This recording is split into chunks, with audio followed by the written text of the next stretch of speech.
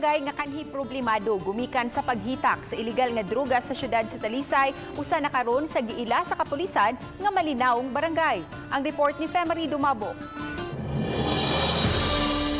Sa niaging mga tuig, gila ang barangay Tangke nga taguanan sa mga mamaligya ay ug manggamitay og ginadiling drogas. Hinungdan nga usa kini sa gitutukan sa kapulisan.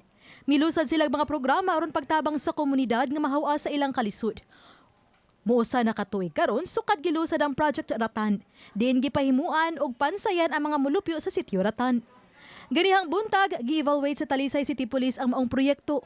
Ang atong approach sa illegal drugs, we want to involve the communities. Kinahanglan nato may bawaan unsa ito'y katabang nila para pag magpatabang punta nila sa illegal drugs. Nang limpyo sab sila sa baybayon uban ng mga barangay opisyal ug sakop sa Advisory Council. Nang hatag usab sila og food pack sa 70 ka mga pamilya, lakip sa gihatag ang mga PPE og face mask. Makita bitaw nila nga the government is there for them and the police is their friends para dili na sila mag-involve sa illegal drugs. Naota nga makasustain ta ani then makatransfer ta sa laing sitio. Uban ni Renante Quiñones. Ako si Femery Dumabok. Balitang Bisdak.